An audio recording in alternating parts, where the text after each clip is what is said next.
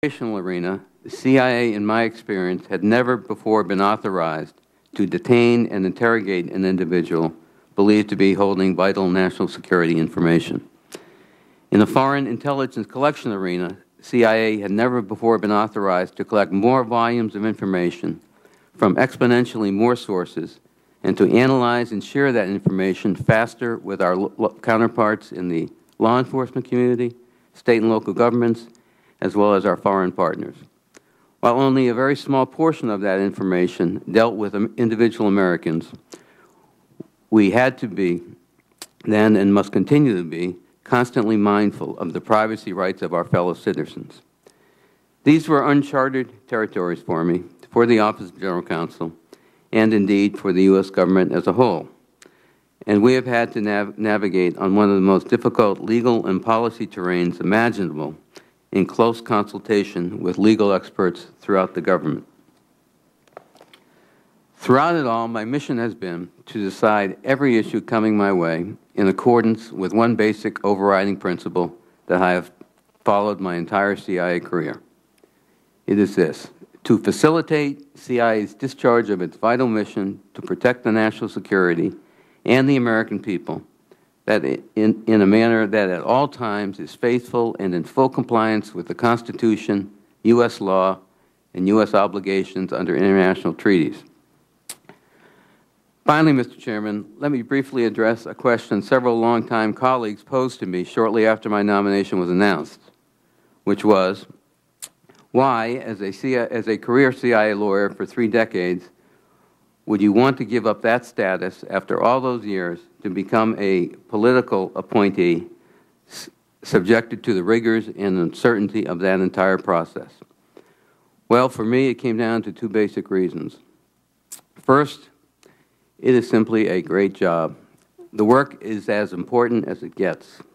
The palpable sense of contributing something to protect the nation's security is there every day, and as hard as it sometimes gets, I have always considered it to be the best job I could ever have.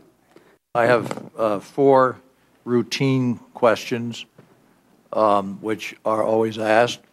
Ms. Rizzo, do you agree to appear before the committee here or in other venues when invited? Yes, sir. Do you agree to send the Office of General Counsel personnel here to before the committee and designated staff when invited? Yes, sir. Do you agree to provide documents or any material requested by the committee in order for it to carry out its oversight and its legislative responsibilities? Yes, sir. Will you work to ensure that all CIA elements provide such material to the committee when requested? Yes, sir. Let me just start. And you made an interesting distinction as you spoke about 2000 and forwards and 2000 and backwards. I'm not quite prepared to make that distinction if we do it in the proper way, which does not in any way involve national security secrets or anything of that sort. But there are some general questions I think that one can ask that are of interest to this committee. And so I will. Without getting into any classified details of the CIA's interrogation program, did you, as acting CIA General Counsel, issue legal guidance prior to the program's start that the program's interrogation techniques did not violate the 5th, 8th, or 14th Amendments of the U.S. Constitution? Yes, sir. Now, the yes, sir, means that you did, yes.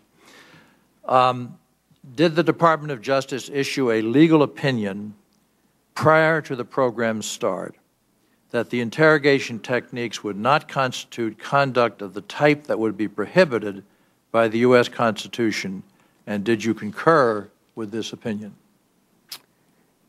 The Department of Justice, before the program began, did issue guidance relative to the issue of the program violating the terms of the torture statute.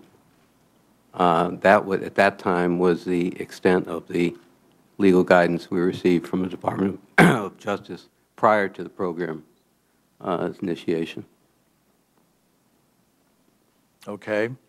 As acting CIA General Counsel in 2002, did you issue legal guidance that the interrogation techniques to be used by the CIA were lawful under the Convention Against Torture and the Geneva Convention?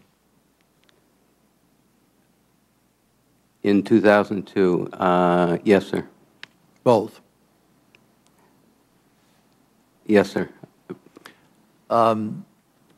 Mr. Rizzo, during the operation of the CIA detention and interrogation program, were you made aware of any concerns expressed by CIA officers that they could be exposed to criminal prosecution for their involvement in the program? I'm sorry, at the outset of the program or in the course of the entire program? In the course of. There have been some concerns so expressed, yes, sir. We could discuss that in closed session. Yes, sir. What was the, well, no, I won't. You can refuse to answer if you choose.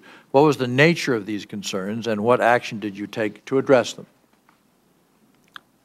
Well, it would be difficult to get into the nature of the concerns. I think I just, if you don't mind, I think I would best address that in closed session. That is your right.